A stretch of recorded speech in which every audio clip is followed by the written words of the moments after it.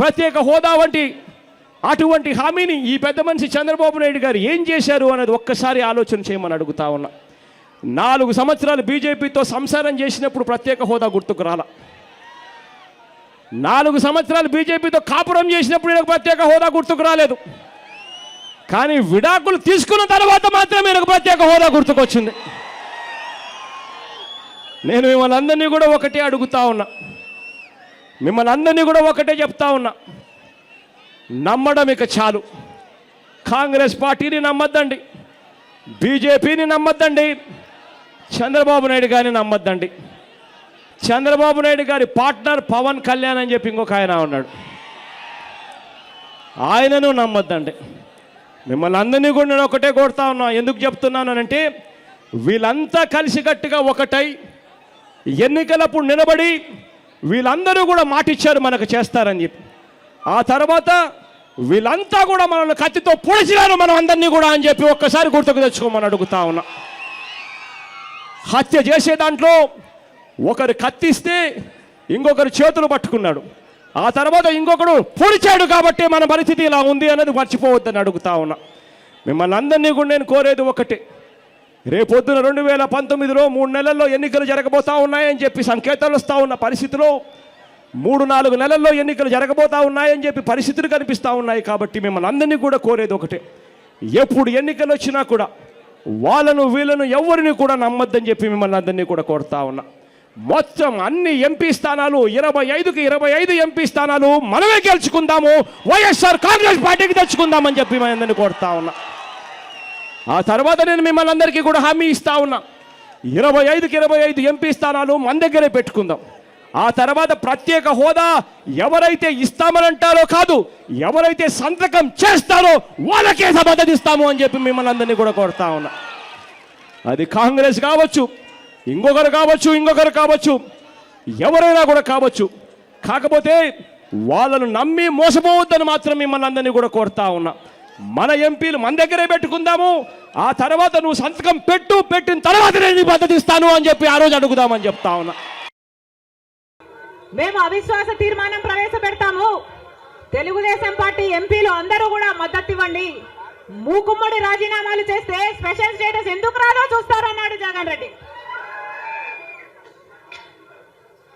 ఆఖరికి జగన్ రెడ్డి గారు ముఖ్యమంత్రి అయిన తర్వాత ఒక్కసారైనా ఒక్కటైనా నిజమైన ఉద్యమం చేశాడా స్పెషల్ స్టేటస్ కోసం? స్వలాభం కోసం రాష్ట్ర ప్రయోజనాలను తాకట్టు పెట్టింది వైసీపీ. ఈరోజు మనకు స్పెషల్ స్టేటస్ లేదు కదా, కనీసం ఒక ప్యాకేజ్ కూడా లేదు. ఉన్న ప్రభుత్వమైనా ప్రతిపక్షమైనా ఒక్కటంటే ఒక్క నిజమైన ఉద్యమం చేసింది లేదు. ఈరోజు మనకు స్పెషల్ స్టేటస్ లేదు అంటే ఆ పాపం ముమ్మాటికి చంద్రబాబు గారిది, ముమ్మాటికి జగన్ రెడ్డి గారిది. స్వలాభం కోసం ఇద్దరు ప్రజల ప్రయోజనాలను తాకెట్టు పెట్టారు. టీడీపీ అంతే, వైసీపీ అంతే, దొందే. అమరావతి రాజధాని అమరావతి అన్నాడు చంద్రబాబు గారు, సింగపూర్ను చేస్తానన్నాడు. 3D గ్రాఫిక్స్ మొత్తం గుర్తుందా? 3D గ్రాఫిక్స్ చూపించాడు చంద్రబాబు గారు. పోనీ అమరావతి రాజధాని అయిందా అంటే అది కాలేదు.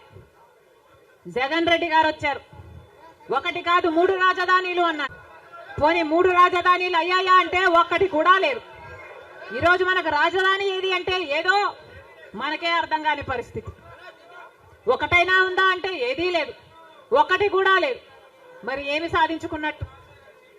పోలవరం ప్రాజెక్ట్ ఎప్పుడో 1941లో పోలవరం ప్రాజెక్టు కట్టాలనుకుంటే సాధ్యపడలేదు.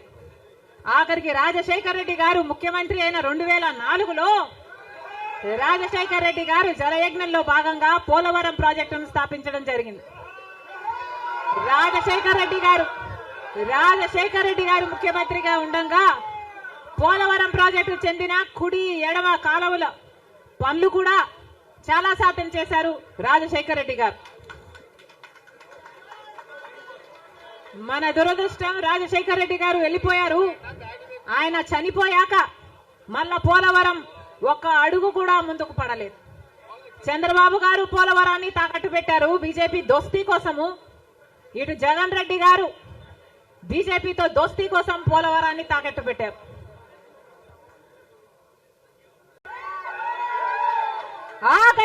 ఆఖరికి మణిపూర్ లో ఎంతమంది క్రైస్తవులను 2000 మంది 2000 చర్చిలను ధ్వంసం చేసిన 60,000 క్రైస్తవులని నిర్వాసితులను చేసిన కనీసం అప్పుడు కూడా జగన్ రెడ్డి గారు క్రైస్తవుడు అయ్యుండి కూడా ఒక్కసారి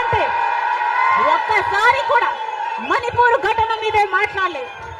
మరి క్రైస్తవులు కడుపు మండిపోదా? క్రైస్తవులకు మనసు లేదా? క్రైస్తవులు మనుషులు కారా? మనుషులు చచ్చిపోతున్నా మీరు పట్టించుకోకుండా బీజేపీకి మద్దతిస్తున్నారంటే మీరు మనుషులు అవునా కాదా? టీడీపీ పార్టీ, జగన్ రెడ్డి గారు, చంద్రబాబు గారు సమాధానం చెప్పాలి, ప్రజలకు సమాధానం చెప్పాలి. మళ్ళీ చెప్తున్నాం, ఆంధ్ర రాష్ట్రంలో ప్రజల అందరినీ హెచ్చరిస్తున్నాం. బీజేపీ పార్టీకి, టీడీపీ పార్టీకి, వైసీపీ పార్టీకి పొత్తులు ఉన్నాయి.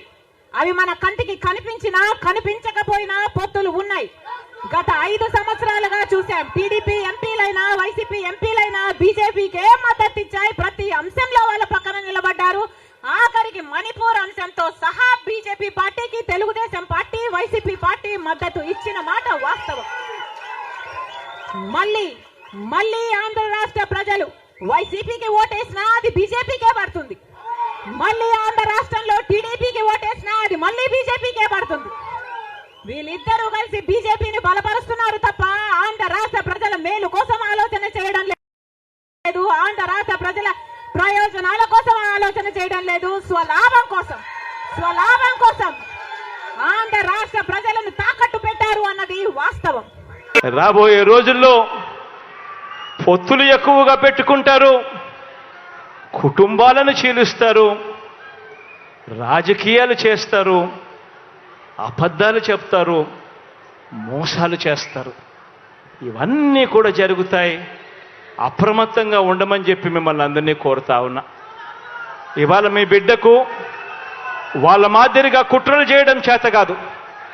మీ బిడ్డకు వాళ్ళ మాదిరిగా అబద్ధాలు ఆడడం చేత కాదు. మీ బిడ్డకు వాళ్ళ మాదిరిగా రాజకీయాలు చేయడం చేత కాదు. మీ బిడ్డకు తెలిసిన రాజకీయం ఒక్కటే, మంచి చేయడం, పేదవాడికి అండగా నిలబడడం. మీ బిడ్డ నమ్ముకున్నది కూడా ఒక్కరినే. పైన దేవుని నమ్ముకున్నాడు, కింద ఉన్న మిమ్మల్ని మాత్రమే నమ్ముకున్నాడు తప్ప మధ్యలో మీ బిడ్డ దళారులను ఎవరిని కూడా నమ్ముకోలేదు. మీ బిడ్డకు ఒక ఈనాడు తోడుగా ఉండకపోవచ్చు, మీ బిడ్డకు ఒక ఆంధ్రజ్యోతి అండగా ఉండకపోవచ్చు, మీ బిడ్డకు ఒక TV5 అండగా ఉండకపోవచ్చు, ఒక దత్తపుత్రుడు మీ బిడ్డకు తోడుగా నిలబడకపోవచ్చు. కానీ మీ అందరితో కూడా కోరేది ఒకటే, మీ బిడ్డ నమ్ముకున్నది పొత్తులను కాదు, ఎత్తులను కాదు, జిత్తులను కాదు, కుయుక్తులను కాదు, కుట్రలను కాదు. మీ బిడ్డ నమ్ముకున్నది పైన దేవుడిని, కింద ఉన్న మిమ్మల్ని తప్ప మధ్యలో ఇంకెవ్వరిని నమ్ముకోలేదు మీ బిడ్డ అని చెప్పి కూడా మరొక్కసారి ఈ సందర్భంగా తెలియచేస్తూ అప్రమత్తంగా ఉండండి అని మరొక్కసారి మీ అందరికీ కూడా విన్నవిస్తూ, ఈ మంచి కార్యక్రమంలో మీ అందరితో పాటు మీ సంతోషాల మధ్య ఈ కార్యక్రమాన్ని జరుపుకోవడం మీ బిడ్డగా ఇంతకన్నా సంతోషం ఏదైనా ఉంటుందా అని చెప్పి ఈ సందర్భంగా చెప్పడానికి గర్వపడతా ఉన్నాను, సంతోషపడతా ఉన్నాను అని సందర్భంగా తెలియజేస్తా ఉన్నా.